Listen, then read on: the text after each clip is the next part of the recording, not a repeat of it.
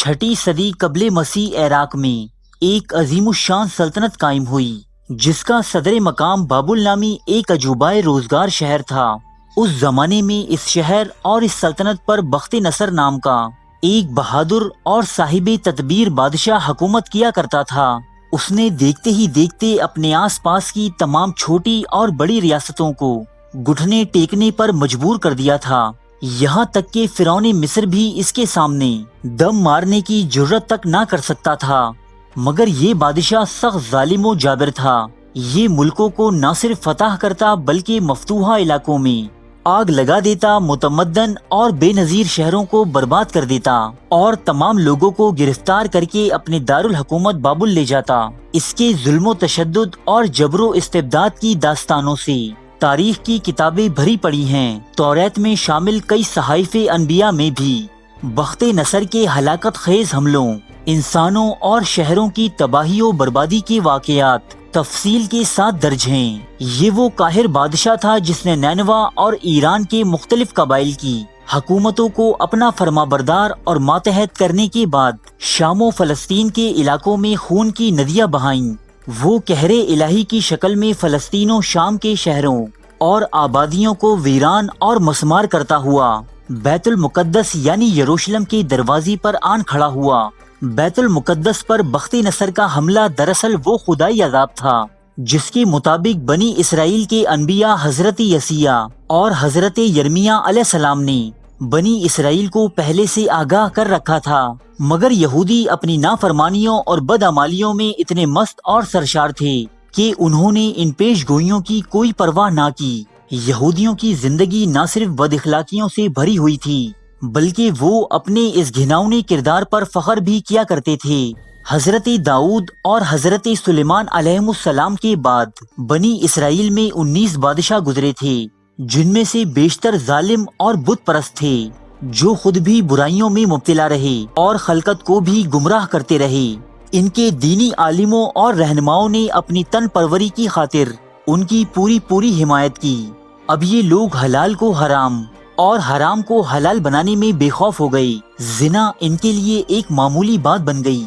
इन्होंने न सिर्फ किताबे इलाही को पसे पुश डाल दिया बल्कि अल्लाह पाक के भेजे हुए वो पैगंबर जो इन्हें भलाई की दावत देते उन्हें भी कत्ल करना शुरू कर दिया।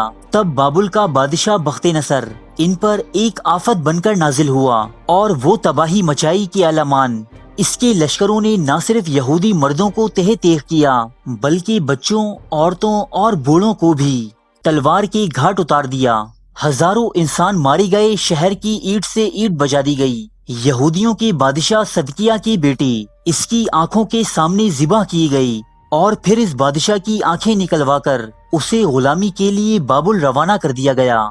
इस बादशाह यानी बख्ते नसर ने हजरत सुलेमान अलैहिस्सलाम के बनाए हुए आलिशान हैकल को भी मसमार कर दिया। इसके सतून और दीगर कीमती साजो सामान के टुकड़े करके बाबुल शहर रवाना कर दिए गए। ताबूते सकीना भी उसी दौर से गायब है।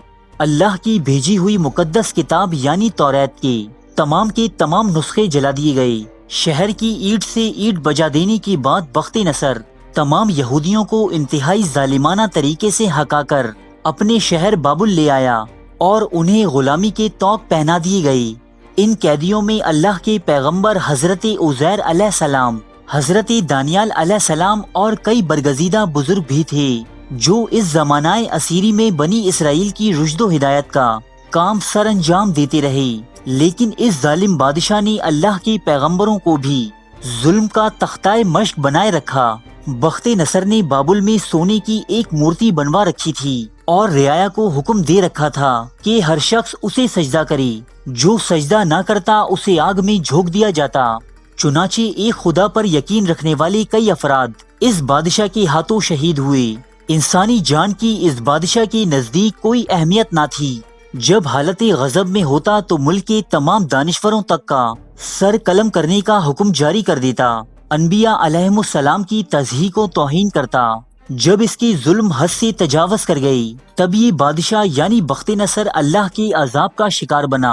बाइबल में शामिल हजरत दानियाल अलैहिस्सलाम के सहीफे में इस अजाब की तफसीलात कुछ यूं मिलती हैं कि इस बादशाह ने एक मर्तबा एक ख्वाब देखा جس کی تعبیر دریافت کرنے کے لیے اس نے حضرت دانیال علیہ السلام کو اپنے محل میں طلب کیا۔ حضرت دانیال علیہ السلام نے بخت نصر کا خواب سننے کے بعد اسے بتایا کہ عنقریب تو انسانوں میں سے نکال دیا جائے گا، جنگلی جانوروں کی صحبت میں رہے گا، مویشیوں کی طرح گھاس چرے گا اور آسمان کی اوس میں بھیگے گا، یہاں تک کہ تجھ پر 7 دور بیت جائیں گے۔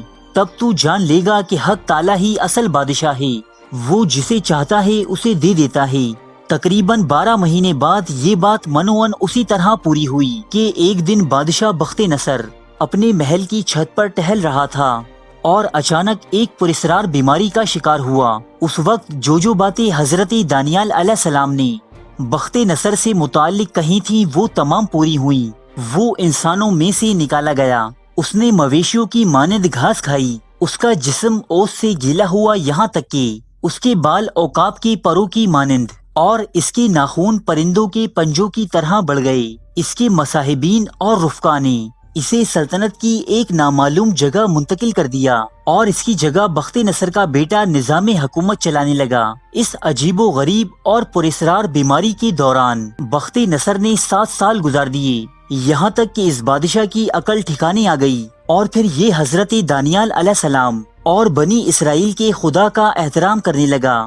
اس نے انہیں تکلیفیں دینا بند کر دیں۔ کتاب دانیال میں یہ باتیں بخت نصر کے حوالے سے بیان ہوئی ہیں، لیکن قمران کے غاروں سے ملنے والی تحریروں اور دیگر محققین کی رائے کے مطابق یہ واقعہ بادشاہ بخت نصر کے ساتھ نہیں بلکہ اس کے بعد بننے والے بادشاہ نبونید کے ساتھ پیش آیا تھا، جو بنی اسرائیل کے عام لوگوں اور ان کے برگزیدہ بزرگوں پر بے پناہ ظلم و ستم کے نتیجے میں ایک پراسرار بیماری کا شکار ہوا اور اس نے جنگلی جانوروں کے ساتھ رہنا اور مویشیوں کی مانند گھاس کھانا شروع کر دیا تھا، اور اس بادشاہ کو لوگوں کی نظروں سے دور صحرائے عرب کے ایک قدیم شہر تیمہ میں چھپا کر رکھا گیا۔ اس دوران اس کا بیٹا بیل شازار اس کی جگہ حکومت کرتا رہا، یہاں تک کہ سائرس اعظم، جنہیں ذوالقرنین بھی کہا جاتا ہے، آپ نے بابل کی اس ظلم و جبر پر قائم حکومت کا خاتمہ کیا اور تمام بنی اسرائیل کو آزاد کر کے انہیں واپس بیت المقدس جانے کی اجازت دی۔